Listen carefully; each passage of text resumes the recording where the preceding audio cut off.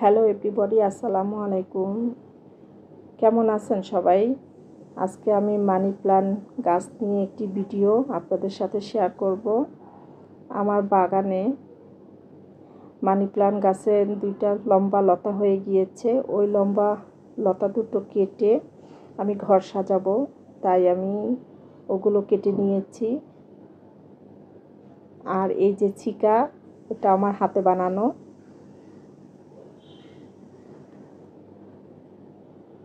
আমি ওই লতা দুটোকে পানিতে ধুয়ে নিলাম, কারণ বারান্দায় ছিল ধুলা বালু ময়লা।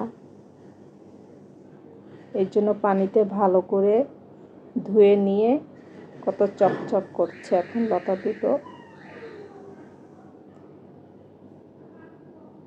এরপর এগুলোকে আমি কেচি দিয়ে কেটে ছোট ছোট করে নিব।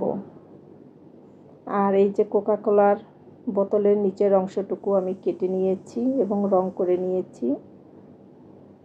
এগুলো দিয়ে আমি চারা বানাবো।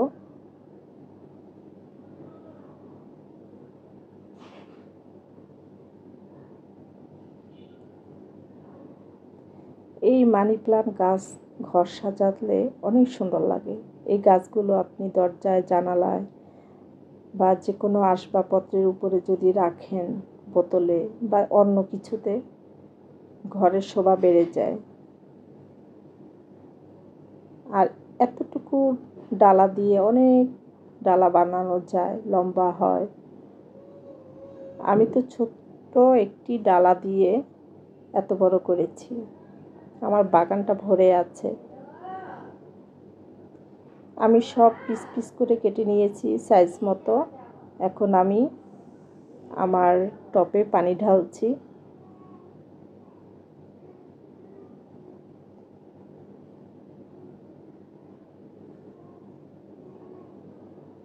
এরপর আমি এক এক করে গাছগুলো এক একটা টবে দিয়ে দিব।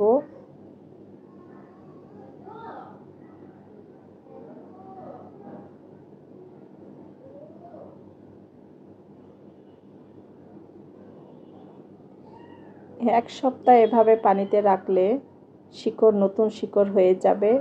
আর 2 দিন পর পর পানিগুলো চেঞ্জ করতে হবে, যাতে আবার ডেঙ্গু না হয়।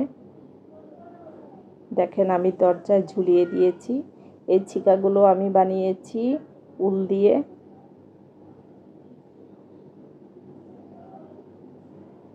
কি সুন্দর লাগছে। যে আরেকটা দরজায় দিয়েছি, জানালায় দেওয়া যায়। ভালো লাগে, খুব ভালো লাগে। যদি আমার ভিডিওটা আপনাদের ভালো লেগে থাকে তাহলে লাইক কমেন্ট করে জানাবেন। ধন্যবাদ।